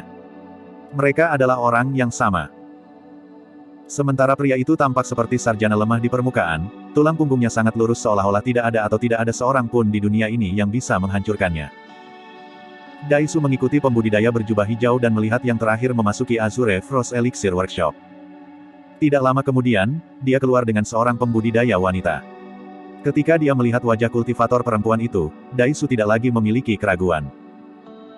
Kultivator berjubah hijau ini adalah cendekiawan yang sama dari kota kecil biasa dari negara bawahan itu, Su Zimo. Wanita di sampingnya adalah adik perempuannya, Su Xiaoning. Dia dibawa pergi oleh putri ketiga saat itu dan dibawa ke jalur kultivasi setelah bergabung dengan Azure Frost Sect. Daisu terus mengikuti Su Zimo. Ketika dia melihat Su Xiaoning dikirim ke workshop senjata Mo Spirit, mata Daisu berkedip dalam pikiran. Su Zimo, Moling. Tepat setelah itu, Su Zimo pergi dan menuju ke luar kota. Ekspresi Daisu berkedip ketika dia melihat punggung Su Zimo. Setelah merenung sejenak, niat membunuh di matanya menghilang dan dia melanjutkan mengikuti dengan diam. Mereka berdua meninggalkan kota satu demi satu. Setelah meninggalkan ibu kota, Su Zimo memanggil pedangnya yang terbang dan melaju ke kejauhan di kejauhan. Daisu buru-buru mengikuti. Tidak lama kemudian, Su Zimo memasuki hutan lebat. Dia melepas pedangnya dan dalam sekejap, berlari melewati hutan dengan kecepatan yang sangat cepat, itu benar-benar tidak dapat diprediksi. Mereka berada di hutan setelah semua dan pemandangan tidak terbuka dibandingkan dengan di luar dengan banyak tempat untuk bersembunyi dan bintik-bintik di sekitar. Pedang kinesis Dai harus melambat. Beberapa saat kemudian, Su Zimo menghilang sepenuhnya dari pandangan Daisu. Tiba di sekitar tempat Su Zimo terakhir terlihat, Daisu mengamati sekeliling dengan ekspresi muram. Pada saat ini, malam semakin gelap dan binatang buas dari hutan sudah meninggalkan gua mereka dengan penampilan bulan. Cahaya di hutan redup dan deru binatang roh bisa terdengar dari waktu ke waktu. Cabang dan daun berdesir, memenuhi udara dengan sedikit bau darah. Merasa gelisah, Daisu mengeluarkan baju besi emasnya. Tepat saat dia memakainya dengan benar, dia merasakan sesuatu dan berbalik tiba-tiba. Tidak jauh di belakangnya ada seorang pembudidaya berjubah hijau dengan tangan di belakang punggungnya. Cahaya bulan yang dingin bersinar melalui cabang-cabang dan dedaunan lebat, menyinari wajahnya dengan bercak. Ekspresi pembudidaya berjubah hijau itu tenang dan ada sedikit ejekan di matanya. Su Zimo. Daisu menyipitkan matanya dan berkata-kata demi kata. Su Zimo tersenyum tipis. Sudah lama, Komandan Dai. Petik 2. Kamu telah berubah sedikit setelah beberapa tahun. Saya benar-benar terkesan. Petik 2. Bibir Daisu melengkung ketika dia berkata dengan dingin, kamu hanya manusia biasa waktu itu, tetapi kamu sudah berada di yayasan pendirian tahap akhir sekarang. Tidak buruk, tidak buruk. Petik 2. Su Zimo menjawab dengan senyum palsu, itu semua berkat kamu tidak membunuhku saat itu, Komandan Dai. Petik 2. Daisu mendengus dingin setelah mendengar itu. Jika Su Zimo tidak cukup bijaksana untuk menjaga jarak dari Ji Yaoxue saat itu, pria ini pasti sudah mati beberapa tahun yang lalu. Sementara Daisu telah menyembunyikan dirinya dengan baik pada saat itu, Su Zimo merasakan niat membunuh Daisu dengan persepsi rohnya. Komandan Dai, mengapa kamu mengikuti saya sampai di sini? Su Zimo bertanya dengan lugas. Su Zimo, jika kamu cukup pintar, kamu seharusnya menjauh dari ibu kota dan menjaga jarak dari putri ketiga. Daisu berkata perlahan dengan ekspresi membunuh, sekarang kamu telah muncul di ibu kota, aku hanya bisa mengatakan bahwa kamu sedang mencari mati. Daisu mengeluarkan pedang terbang dari tas penyimpanannya saat dia mengatakan itu. Su Zimo tersenyum. Kau tidak mengatakan yang sebenarnya, Komandan Dai. Petik 2. Dai Su tetap diam. Su Zimo melanjutkan, itu bukan satu-satunya alasan mengapa kamu ingin membunuhku. Itu karena kamu juga sudah menebak identitasku sebagai Mo Ling dan kamu ingin mencuri hartaku dengan membunuhku, kan? Petik 2. Haha. Dai Su tertawa terbahak-bahak. Kamu sangat pintar, tapi kamu masih akan mati hari ini. Su Zimo mengangkat alisnya sedikit dan bertanya, aku sudah memperhatikan bahwa kamu mengikuti saya setelah saya meninggalkan istana. Namun, apakah Anda tahu mengapa saya memilih untuk meninggalkan kota? Petik 2. Kamu ingin memburuku. Dai Su tertawa, kamu cukup percaya diri untuk memikatku ke hutan yang sunyi ini untuk memburuku. Namun, saya memiliki niat yang sama. Petik 2. Su Zimo mengangguk, tidak buruk. Petik 2. Dengan suara dingin, Dai Su berkomentar, tidak ada banyak yang bisa dikatakan saat itu. Hasilnya akan tergantung pada keterampilan kita. Biarkan saya melihat seberapa banyak Anda tumbuh selama beberapa tahun terakhir. Bab 287, Membunuh. Kali ini, keduanya ingin membunuh. Lebih jauh, mereka berdua yakin bahwa mereka bisa membunuh pihak lain. Itu sebabnya Su Zimo memancing Dai Su keluar dari ibu kota. Pada saat yang sama, Dai Su mengejar tanpa rasa takut meskipun mengetahui niat Su Zimo. Mereka adalah mangsa satu sama lain dan siapapun yang diburu akan bergantung pada siapa yang memiliki cara yang lebih kuat. Dai Su menyalurkan energi rohnya dan seberkas cahaya menyinari tubuhnya. Sebuah meridian roh berkedip dan memancarkan cahaya yang menyilaukan. Kamu hanya seorang yayasan pembentuk yayasan tahap akhir tapi aku seorang pembudidaya meridian. Dengan apa kamu harus bertarung denganku? Petik 2. Dai Su tertawa dingin ketika dia menyalurkan energi rohnya, menyebabkan pedang terbang di tangannya berdengung dan 3 pola roh bersinar. Senjata roh kelas superior. Wah! Sinar pedang merobek kekosongan dan melaju ke arah Su Zimo. Pada saat yang sama, Dai Su melambaikan lengan bajunya dan menyihir segel tangan, menunjuk ke depan sambil berteriak. Mengaum. Raungan memekakkan telinga terdengar entah dari mana. Roh iblis yang terkondensasi dari energi roh muncul di kehampaan. Terlihat mengancam, ia berteriak ke langit dengan niat membunuh yang kuat sebelum menerjang ke arah Su Zimo.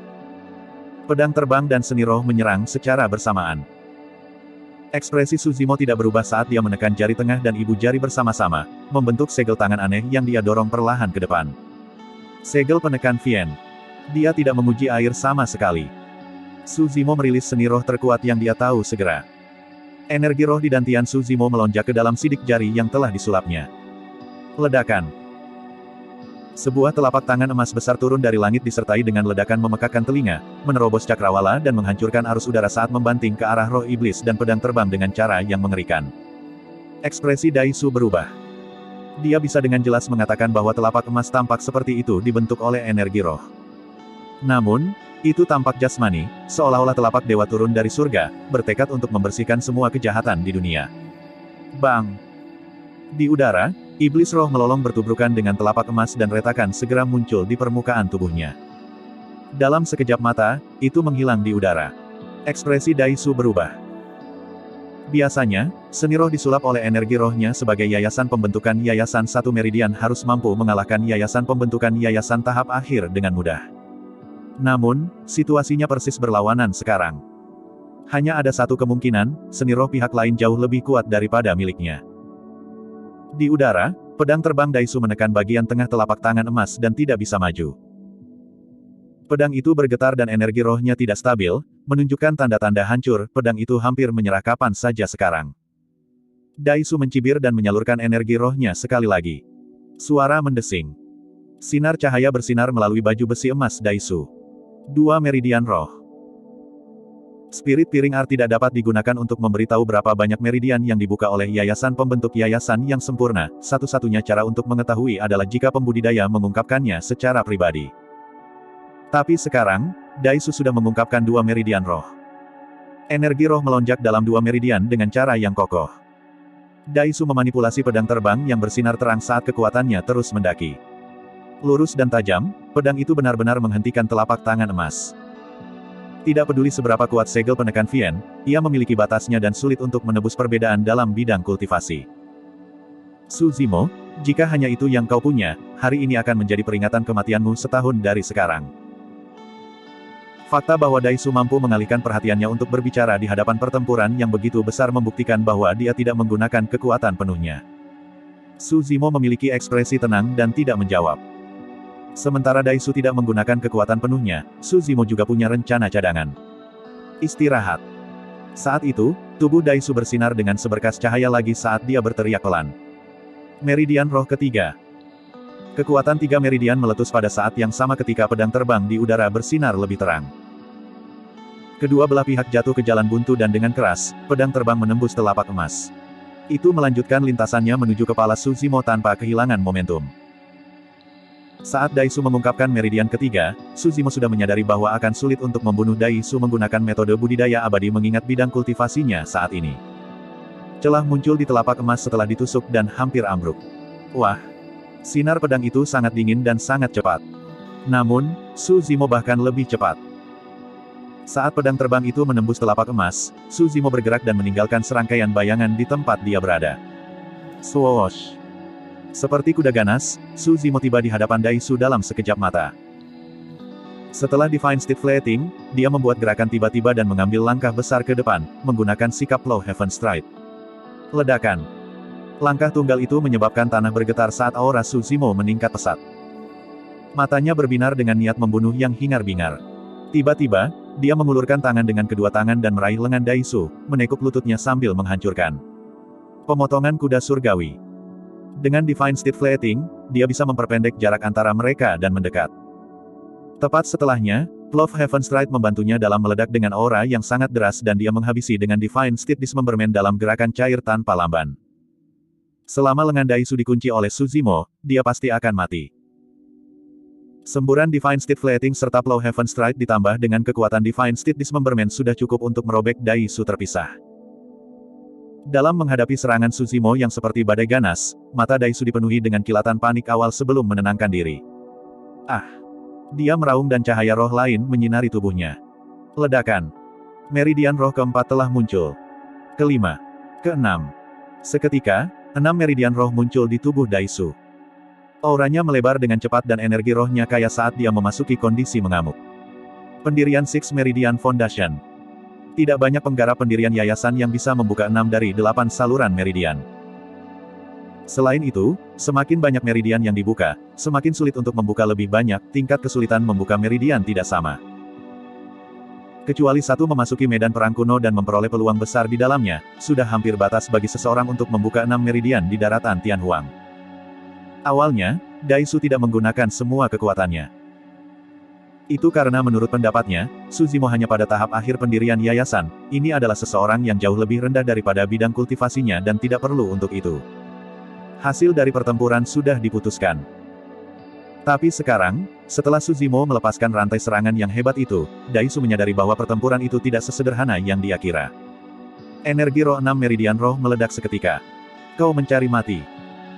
Ada pandangan tajam di mata Daisu saat dia menggenggam tangannya di depannya dan membentuk bola energi roh yang besar, menghalangi jalan Su Zimo. Bola energi roh ini dipadatkan dari hampir semua kekuatan Daisu dan tidak bisa diremehkan. Su Zimo menyipitkan matanya. Jika Daisu hanya 3 atau bahkan 4 meridian, Su Zimo yakin bahwa dia bisa membunuh mantan dengan kekuatan fisiknya. Namun, kekuatan Daisu di 6 Meridian Foundation Establishment bukanlah sesuatu yang bisa dilakukan Su Zimo dengan kekuatan fisiknya. Saat itu, momentum gabungan Divine Steed Flating dan Plow Heaven Stride terlalu kuat dan sudah terlambat bagi Su Zimo untuk melakukan perubahan. Dia menyalurkan garis keturunannya. Bang! Ledakan! Ledakan! Guyuran! Suara mengerikan datang dari tubuh Su Zimo. Itu seperti gemuruh yang bergemuruh dan melonjak seperti tsunami dengan cara yang mengerikan. Bab 288, Ki yang mengerikan. Darah seperti tsunami dan suara guntur bergemuruh. Pada saat itu, Su Zimo yang sedang menyerbu menyerupai kuda surgawi yang bersinar dengan kilat saat tsunami yang hebat menyembur dari belakangnya. Ledakan. Lutut Su Zimo menghantam bola energi roh yang diciptakan oleh Daisu, meledak dengan ledakan keras. Sebuah lingkaran energi besar meledak dari tengah tabrakan dengan cara yang berbeda, bersinar seperti siang hari. Bola cahaya meledak dan energi roh kekerasan di dalamnya dilepaskan seluruhnya. Energi roh dari 6 pendiri Meridian Foundation pembudidaya sangat terkonsentrasi dan tubuh Su Zimo segera ditolak, membalik beberapa kali di udara sebelum mendarat di tanah perlahan. Daisu terhuyung mundur beberapa langkah dan kakinya tenggelam ke dalam lumpur sebelum dia berdiri dengan kokoh. Itu bahkan perpecahan. Itu benar-benar bentrokan frontal tanpa melibatkan teknik apapun. Energi roh dari 6 pendiri Meridian Foundation Cultivator Foundation bisa menyamai kekuatan garis keturunan yang telah dirilis Suzimo. Sementara Suzimo mampu membunuh Kor Emas pada malam itu beberapa bulan yang lalu, dia tahu betul bahwa jika itu adalah pertarungan 1 lawan 1, baik dia maupun Night Spirit tidak akan cocok untuk Golden Chorus. Di satu sisi, alasan mengapa Suzimo memikat Daisu ke tempat ini adalah untuk membunuh yang terakhir. Di sisi lain, Suzimo ingin tahu seberapa kuat kekuatan kultivasi iblisnya dan bidang kultivasi apa yang bisa ia lawan. Singkatnya, Suzimo memandang Daisu sebagai kelinci percobaan. Saat serangan sebelumnya bertabrakan, Suzimo mengerti. Dengan penguasaan yang lebih besar dari bagian penyempurnaan organ, kekuatan yang dilepaskan olehnya menyalurkan garis darahnya sudah cukup untuk melawan kekuatan 6 yayasan pembentuk Yayasan Meridian.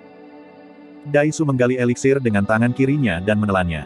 Dia memanipulasi pedang terbangnya dengan tangan kanannya dan menatap Suzimo, sedikit terengah-engah. Sementara Daisu tampak tenang di permukaan, dia shock secara internal. Di matanya, Suzimo hanya ada di yayasan pendirian tahap akhir. Mengingat kultivasinya di 6 yayasan Meridian Foundation, ia seharusnya bisa membunuh Suzimo dengan mudah. Tapi sekarang, Daisu tiba-tiba menyadari bahwa kartu truf asli Suzimo adalah fisiknya yang menakutkan dan kekuatan tempur jarak dekat. Darah tsunami. Itu adalah dunia mistis dari legenda. Bagaimana seseorang bisa mengolahnya secara nyata? Bahkan binatang buas kuno seharusnya tidak bisa mengolahnya. Ramuan yang baru saja ditelannya telah berubah menjadi gelombang energi roh tebal yang mengalir melalui 6 meridiannya, menebus konsumsi sebelumnya. Wah! Daisu menyerang lebih dulu dan menunjuk ke depan. Pedang terbangnya berubah menjadi pelangi dan melesat maju. Tubuh Suzimo berkedip dan dia menghindari pedang terbang itu. Dalam beberapa langkah, Suzimo sudah tiba di depan Daisu. Ekspresi Daisu tidak berubah saat dia menyihir segel tangan, memanggil pedang energi roh di depannya yang dia gunakan untuk menusuk Suzimo dengan keras dengan tangan punggungnya. Pada saat yang sama, pedang terbang tingkat superior yang ada di udara mengubah arah dan sudah berada di belakang Suzimo. Hancurkan! Dengan teriakan nyaring, darah Suzimo mulai melonjak di tubuhnya. Dia melenturkan tangannya dan menggambar setengah lingkaran di udara sebelum membantingnya dengan keras ke pedang energi roh yang masuk menggunakan tangannya seperti segel. Jepret. Retakan muncul dan meluas pada pedang energi roh, menutupi seluruhnya. Daisu bergidik dan syok melintas di matanya. Pada saat yang sama, lengan Suzimo bergerak mundur dan dia meletakkannya dengan lembut di atas pedang terbang yang masuk seperti hidung gajah tanpa melihat ke belakang. Dia melingkarkan tangannya di sekitar pedang. Energi roh pada pedang terbang tingkat superior menyebar dan jatuh ke telapak tangan Suzimo dalam sekejap mata. Berdebur. Suzimo tidak berhenti dan dia mengambil pedang terbang tingkat tinggi yang disambar, menusuknya ke kepala Daisu. Ah! Daisu berseru dan mengerahkan kekuatan di kakinya saat dia melompat. Dentang. Pedang terbang bermutu tinggi menghantam armor di sekitar area dada Daisu. Bersinar dengan 3 pola roh emas, baju besi emas memancarkan kekuatan perlawanan yang kuat. Pedang terbang itu hanya menusuknya tetapi kesulitan menembusnya. Itu adalah armor defensif tingkat superior. Daisu ketakutan dan berkeringat dingin. Sementara mereka hanya bertarung untuk 1 putaran, dia akan menjadi orang mati jika bukan karena baju besi emasnya. Membunuh. Daisu berteriak marah dan menyegel segel roh dengan kedua tangan, melepaskan seni roh yang meluncur ke arah Suzimo. Bang! Bang! Suzimo mengayunkan tinjunya dan menjatuhkan energi roh yang masuk, menyebabkan mereka bubar dengan sedikit jeda dari tubuhnya. Memanfaatkan dampak tabrakan, Daisu mundur dengan keras. Dia memanggil pedang terbang dan melompat ke atasnya, melaju ke arah ibu kota. Dia menyadari bahwa dia bukan tandingan Suzimo dan membuat keputusan instan untuk melarikan diri tanpa ragu-ragu. Tidak mungkin Suzimo akan membiarkan Daisu keluar hidup-hidup ketika dia berdiri dan mengejar yang terakhir. Kedua pria itu melaju melalui hutan, mengkhawatirkan burung dan binatang yang tak terhitung jumlahnya. Daisu menggertakkan giginya ketika energi roh beredar dengan gila di dantiannya dan itu berdenyut kesakitan, itu hampir pada batasnya. Dia tahu bahwa dia pasti akan mati jika Suzimo menangkapnya. Mengingat bahwa mereka memiliki celah yang cukup besar antara ranah kultivasi mereka, kecepatan pedang kinesis penerbangan mereka juga berbeda. Selama dia bisa keluar dari hutan, langit jauh lebih luas di luar dan Suzimo tidak akan bisa mengejarnya, tidak peduli metode apapun yang dia miliki. Suzimo melesat melewati hutan dan garis keturunannya beredar tanpa henti. Dia juga berada di batas peredarannya dan dia mendekati Daisu. Dengan tatapan yang tenang, Suzimo melihat ke belakang Daisu. Tepi hutan tidak jauh. Dia harus membunuh Daisu sebelum yang terakhir keluar dari hutan. Sinar iblis berkelip di mata Suzimo saat dia mengangkat kepalanya dan melolong ke langit, melepaskan aura yang sangat menakutkan dari tubuhnya yang menembus hutan. Itu sudah cukup bagi semua binatang buas untuk menundukkan kepala mereka. Ini adalah sesuatu yang bahkan lebih mengerikan daripada kekuatan garis keturunannya. Kekuatan darah Qi. Dalam kabut merah, sosok Suzimo sebagian tidak terlihat. Matanya hitam seperti tinta, terlihat seperti dia adalah iblis tak tertandingi yang menginjak kegelapan saat dia mengejar mangsanya yang tidak jauh. Daisu tiba-tiba merasakan rasa takut. Rasanya seolah-olah dia menjadi sasaran binatang buas kuno dan kulit kepalanya terasa gatal seperti ditusuk dari belakang. Secara naluriah, Daisu berbalik. Di bawah penutup Qi iblis merah, sesosok tinggi berjalan melalui hutan dan dengan memanfaatkan ledakan tubuhnya, berkedip di antara pohon-pohon dalam kecepatan yang sangat cepat. Dalam sekejap mata, sosok itu telah tiba di depan Daisu. Ledakan. Menginjak-injak kakinya di tanah, sosok itu menghasilkan kekuatan yang sangat besar sehingga tanah itu robek, mengungkapkan dua celah yang dalam dan gelap. Dengan ledakan tubuh fisiknya, sosok itu melompat ke udara dan mencapai ketinggian sekitar 100 kaki. Sebuah bayangan menyelimuti tempat itu. Saat berikutnya, murid Daisu mengerut dan dia merasa anggota tubuhnya menjadi dingin. Kamu adalah... Dia hanya berhasil mengucapkan dua kata itu ketika telapak tangan putih mendarat di tenggorokannya dan meraih dengan kejam. Tenggorokan Daisu rapuh seperti tahu di tangan Suzimo dan robek menjadi kabut berdarah yang meresapi rongga. Dengan sendok, Suzimo mengambil tas penyimpanan di pinggang Daisu dan turun. Pada saat ia mendarat di tanah, Qi iblis di sekitar Suzimo sudah sepenuhnya lenyap dan Qi darah di dalam tubuhnya tenang seperti biasa. Dalam waktu singkat, di bawah langit malam yang berkabut, seorang pembudidaya berjubah hijau meninggalkan hutan dan melaju ke arah ibu kota. Hutan mendapatkan kembali ketenangannya sekali lagi. Bab 289, Jalur Xiaoning. Pada saat Suzimo kembali ke Mo Spirit Weapon Workshop, sudah larut malam. Mendarat dengan lembut di halaman, telinganya bergetar dan dia mendengarkan dengan saksama, samar-samar mendengar dua aliran napas stabil yang berasal dari kamar Nian Qi. Dalam kegelapan, sosok hitam yang menyerupai hantu berjalan diam-diam, itu adalah Night Spirit. Suzimo sedikit rileks dan tenang. Selama Night Spirit ada, itu berarti bahwa Night Spirit dan Xiaoning aman. Mereka pasti sudah tidur. Xiaoning telah mengalami banyak hal hari ini. Awalnya, dia mampu menciptakan generasi roh eliksir yang sempurna selama kompetisi eliksir dengan Hexing, tetapi dia bertemu dengan serangan dan formasi eliksirnya gagal. Kemudian, dia ditinggalkan tak berdaya melawan pengepungan para pembudidaya dari True Fire Elixir Workshop dan Azure Frost Elixir Workshop. Tepat setelah itu, dia bertemu Suzimo. Setelah itu, Suzimo terbunuh di jalanan dan dibawa ke istana, menyebabkan Xiaoning khawatir sampai dia kembali dengan selamat. Melewati roller coaster emosi seperti itu adalah yang paling menguras untuk kondisi mental seseorang. Suzimo tidak membangunkan mereka berdua. Dia kembali ke kamarnya dan duduk bersila dalam pikiran yang mendalam. Hari ini, dia bertemu kembali dengan Xiaoning dan bertemu dengan Kaisar Zhou Agung lagi. Dia percaya bahwa tidak akan lama sebelum Kaisar menebak bahwa Mo Ling adalah Suzimo. Pada kenyataannya, mengingat kecerdasan Kaisar, alasan utama mengapa dia tidak menebak kebenarannya adalah karena dalam pengetahuannya, Suzimo adalah makhluk fana yang tidak bisa berkultivasi. Namun, Mo Ling adalah pembina pembentukan yayasan dan master penyempurnaan senjata nomor 1 dari Great Zhou yang terkenal di seluruh ibu kota.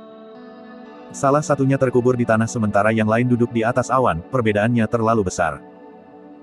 Tapi tentu saja, identitas itu tidak bisa disembunyikan lama dan pasti akan terungkap di kompetisi sekte. Suzimo acuh tak acuh terhadap masalah ini, ia hanya akan membiarkan alam mengambil jalannya. Malam berlalu tanpa suara dan keesokan paginya tiba. Xiaoning bangun dengan cerah dan cepat untuk memeriksa apakah Suzimo telah kembali. Saat dia berjalan keluar dari kamarnya, dia melihat dia duduk di halaman, minum teh yang baru diseduh dengan cara yang menyenangkan. Saudaraku, maaf, aku tertidur kemarin. Petik 2. Xiaoning ingin menunggu Suzimo kembali malam sebelumnya. Namun, dia tidak bisa melawan kelelahan dan tertidur lelap. Jangan khawatir tentang itu. Petik 2. Suzimo tersenyum dan menunjuk ke bangku batu di sampingnya. Duduk dan bicaralah padaku. Petik 2. Iya, petik 2. Xiaoning duduk dengan patuh dan mengambil secangkir teh yang diberikan Suzimo padanya. Ketika dia minum seteguk, aroma wangi menghembus ke hidungnya dan dia merasa seperti semua pori-porinya telah terbuka. Kapan kamu datang ke ibu kota? Suzimo bertanya. Aku sudah di sini selama hampir setahun. Petik 2. Xiaoning menjawab, saya adalah orang yang meminta untuk dikirim ke sini. Sister Yaoxue dan yang lainnya belum tiba. Petik 2. Setelah mengatakan itu, Xiaoning berhenti dengan sengaja dan menatap wajah Su Zimo. Kepalanya menunduk, Su Zimo menyesap tehnya dengan ekspresi tenang seolah-olah dia tidak mendengar apa-apa dan tidak bereaksi sama sekali. Xiaoning tidak punya pilihan selain melanjutkan, saya berpikir bahwa saya bisa membunuh 2 burung dengan 1 batu. Tidak hanya saya dapat membantu orang lain memperbaiki eliksir, saya juga dapat meningkatkan diri saya pada Dao Eliksa. Petik 2. Su Zimo bertanya lagi, bagaimana pendapatmu tentang menjadi seorang master perbaikan eliksir? Xiaoning hanya memiliki akar roh semu, bahkan jika dia fokus pada kultivasi sepenuhnya tanpa menghabiskan waktu pada penyempurnaan eliksir, dia mungkin tidak dapat mencapai ranah inti emas. Su Zimo bingung mengapa Xiaoning masih akan memilih untuk menjadi master perbaikan eliksir dengan keadaan seperti itu. Dia menghela nafas pelan, tiba-tiba terlihat agak sedih. Setelah beberapa saat, dia berkata perlahan, di antara kami bertiga, hanya kakak yang tidak bisa berkultivasi. Aku takut, dia akan meninggalkan kita suatu hari. Petik 2. Su Zimo tetap diam. Ada banyak malam di mana dia merenungkan pertanyaan yang sama dan membawa kekhawatiran yang sama. Jika dia dan Xiaoning bisa membentuk inti, Su Hong pasti akan meninggalkan dunia sebelum mereka karena umurnya tidak akan lebih dari 100 tahun. Mungkin, tidak ada yang bisa memahami hubungan keluarga di antara mereka bertiga. Meskipun Su Zimo dan Xiaoning sudah berada di jalur kultivasi, keduanya membawa rasa ketergantungan dan keterikatan yang kuat terhadap Su Hong di lubuk hati mereka.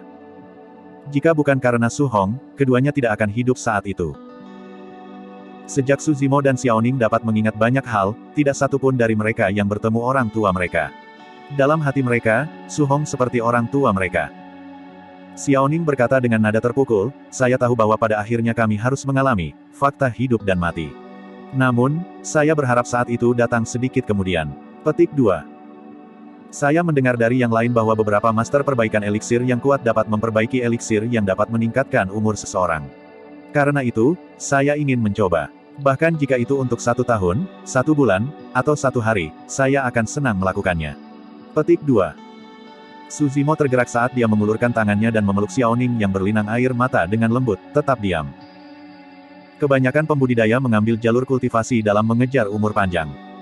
Su Zimo belum pernah mendengar ramuan yang bisa meningkatkan umur seseorang. Bahkan jika ada resep untuk itu di dunia, kondisi yang diperlukan harus sangat keras, seperti naik ke surga. Namun, Xiaoning memilih untuk berjalan di jalur master perbaikan eliksir meskipun mengetahui hal itu. Bahkan jika eliksir seperti itu hanya ada dalam dongeng ilusi legenda, dia ingin memberikan suntikan untuk sepotong harapan dalam hatinya. Tiba-tiba, Su Zimo menyadari sesuatu. Bukan kebetulan bahwa Xiaoning memiliki prestasi seperti itu dalam penyempurnaan eliksir. Kegigihannya bukanlah sesuatu yang dimiliki semua orang. Setelah beberapa saat, Su Zimo bertanya, ada apa dengan eliksir furnace itu? Xiaoning berdiri dan mengeluarkan eliksir furnace yang indah dan tua, meletakkannya di atas meja. Aku menemukannya di sebuah toko kecil di kota Yongxing. Saat itu, saya tidak terlalu memikirkannya, hanya saja itu terlihat agak kuno dan tidak ada yang istimewa tentang itu. Petik 2. Namun, ketika aku mengambilnya, aku merasakan perasaan aneh di hatiku. Itu sebabnya saya membelinya tetapi Hexing dari True Fire Elixir Workshop kebetulan melihatnya. Petik 2. Su Zimo memandang eliksir furnace dengan serius. Xiaoning melanjutkan, kemudian, saya menyadari perbedaannya setelah saya mulai memperbaiki ramuan dengan eliksir furnace ini. Petik 2. Selama aku membawa eliksir furnace ini bersamaku, aku akan sangat fokus ketika aku memperbaiki eliksir. Jika tidak ada hal besar yang terjadi, akan sangat sulit bagi saya untuk terganggu. Petik 2. Tiba-tiba, Su Zimo tercerahkan. Tidak mengherankan bahwa Xiaoning berada dalam kondisi fokus sempurna selama kompetisi eliksir sehari sebelumnya. Jadi, itu juga sebagian berkat eliksir furnace yang misterius ini. Letakkan. Petik 2. Su Zimo menginstruksikan, jangan berikan eliksir furnace ini kepada siapapun, apapun yang terjadi. Simpan itu untuk dirimu sendiri. Saya merasa bahwa eliksir furnace ini memiliki latar belakang yang mengesankan. Petik 2. Itu adalah benda mati tetapi bisa mempengaruhi kondisi mental seseorang. Bahkan Su Zimo tidak akan bisa memalsukan eliksir furnace. Iya. Xiaoning mengangguk. Su Zimo merenung sejenak sebelum berkata, mulai hari ini dan seterusnya, Anda dapat berkultivasi di sini di tempat saya. Anda dapat kembali ketika saatnya untuk kompetisi sekte. Petik 2. Banyak hal telah terjadi kemarin dan Su Zimo akan khawatir jika Xiaoning terus tinggal di Azure Frost Elixir Workshop. Selain itu, dia bermaksud memanfaatkan bulan terakhir ini untuk membantu Xiaoning meningkatkan wilayah kultivasinya. Dia memiliki akar roh semu dan kecepatan kultivasinya yang paling lambat. Oleh karena itu, Su Zimo membuat beberapa formasi susunan tambahan untuk Xiaoning untuk membantunya menyerap roh Qi dengan lebih baik. Dia hanya menggunakan batu roh kelas superior untuk formasi. Biasanya, hanya Golden Cores yang akan dibudidayakan dengan batu roh kelas superior. Namun, rencana Su Zimo sederhana, ia hanya akan berbelanja secara royal pada batu roh kelas superior. Lagi pula, satu hal yang tidak kekurangannya saat ini adalah batu roh. Bab 290, Identitas Terkena. Ketika kompetisi sekte mendekat, jumlah pembudidaya yang tiba di ibu kota secara bertahap meningkat dan sudah ada sekte besar yang datang dengan murid-murid mereka. Di antara mereka, dari 5 sekte utama, Iridescent Cloud Palace, True Fire Sect, Sekte Frost Azure dan Southern Mountains Sect telah mengirim kor emas yang membawa orang-orang dengan mereka ke ibu kota. Meskipun mereka juga salah satu dari 5 sekte utama, Ethereal Peak belum memiliki murid yang datang. Banyak pembudidaya mengharapkan situasi seperti itu. 3 tahun yang lalu, berita tentang pertempuran di lembah Dongling menyebar dan semua orang telah mendengarnya.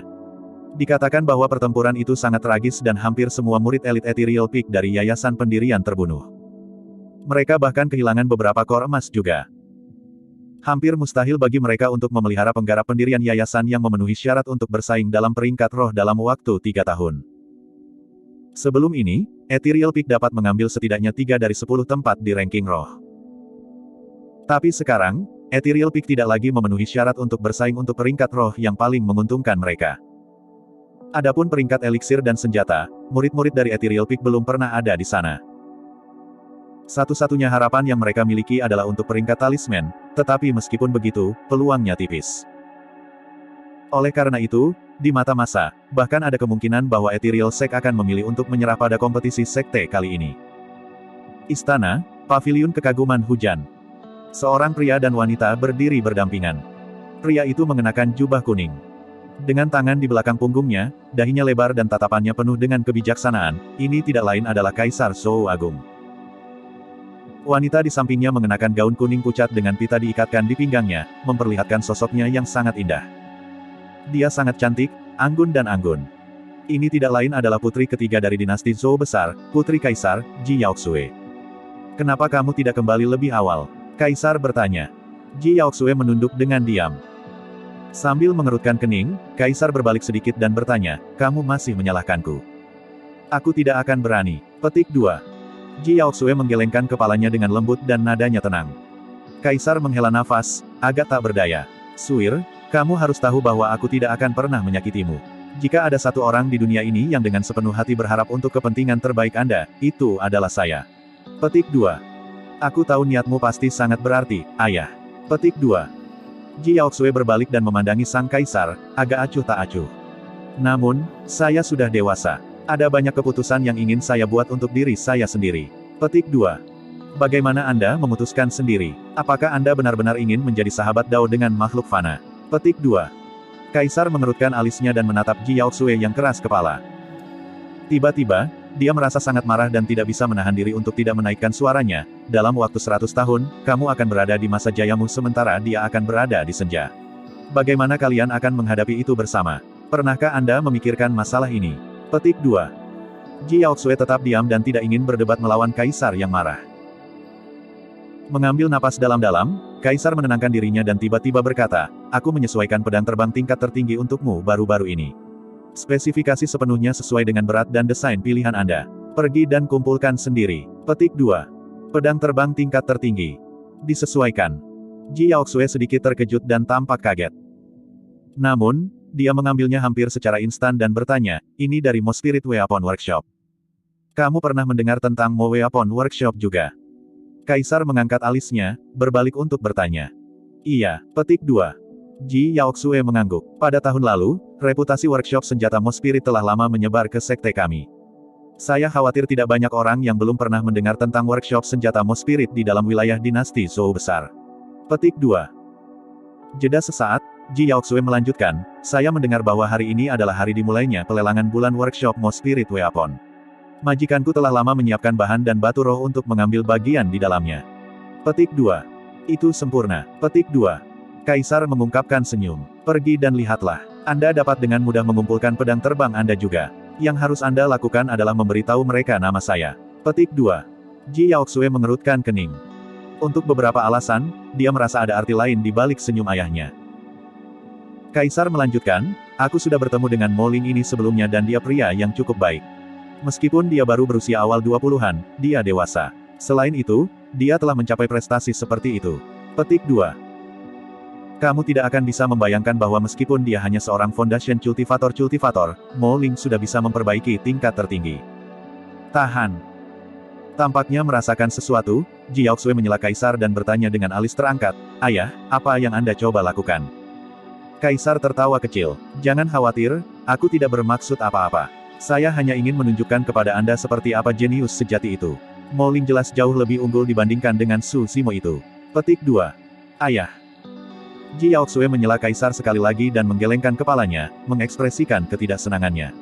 Aku tidak ingin pedang terbang itu lagi dan aku tidak ingin bertemu dengan Mo Ling ini.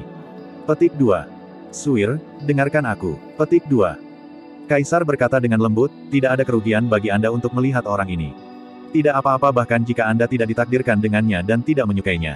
Setidaknya, Anda bisa berkenalan dengan Master Senjata Refinement nomor 1 dari dinasti Zhou besar, kan? Petik 2. Ji Yaoxue terdiam. Melihat Ji Yaoxue tergoda, Kaisar bercanda. Selanjutnya, pedang terbang itu disesuaikan untukmu. Jika Anda tidak mengambilnya, apakah Anda ingin Mo untuk mengirimkannya kepada Anda secara pribadi? Petik 2. Masih ada 2 jam lagi sebelum pelelangan dimulai dan banyak Golden Cores harus dikumpulkan di luar workshop senjata Mo Spirit. Apakah Bai Yuhan menemani Anda di sana? Petik 2. Ji Yaoxue memikirkannya sejenak sebelum mengangguk. Saat dia hendak berbalik dan pergi, dia ditahan oleh Kaisar. Dia bertanya dengan cara yang tampaknya kasual, benar, ada yayasan pembentuk yayasan bernama Su Xiaoning di Azure Frost Sect. Dia adalah master penyempurnaan eliksir dan saya mendengar bahwa kalian cukup dekat. Apa latar belakangnya? Petik 2. Saat menyebut Su Xiaoning, ekspresi Ji Yaoxue berubah. Dia tampak gelisah dengan tatapan tajam di matanya saat dia menjawab dengan keras, Ayah, aku sudah memutuskan semua kontak dengannya sejak lama. Mengapa Anda harus mengawasi keluarga Su? Petik 2. Ayah, aku bilang untuk tidak menyentuh siapapun dari keluarga Su. Ini sama sekali tidak ada hubungannya dengan mereka. Petik 2. Dengan ekspresi dingin, Ji Yaoxue meninggalkan Rain Admiration Pavilion tanpa berbalik. Kaisar itu tanpa ekspresi ketika dia melihat ke belakang Ji Yaoxue. Namun, matanya bersinar terang dan riak menyebar di dalam hatinya. Agitasi tiba-tiba Ji Yaoxue digabungkan dengan apa yang dia katakan membangkitkan kecurigaan Kaisar. Su Xiaoning. Seseorang dari keluarga Su. Mengapa seorang murid dari Azure Frost Sekte terkait dengan keluarga Su? Adakah benar-benar kebetulan seperti itu di dunia? Ekspresi Kaisar berubah terus-menerus di samping suasana hatinya. Dia punya perasaan bahwa ada semacam rahasia yang ditempatkan tepat di depan matanya dan dia hanya kurang menangani gajah di ruangan. Tiba-tiba, jantung Kaisar berdetak kencang saat dia tiba-tiba teringat sesuatu. Beberapa tahun yang lalu, wakil komandan Angkatan Darat Kekaisaran yang menemani Ji Yaoxue ke kota Ping yang dari negara Yan melaporkan bahwa keluarga Su memiliki 2 putra dan seorang putri. Jika Su Xiaoning adalah putrinya, itu berarti bahwa saudara yang diakui di ibu kota akan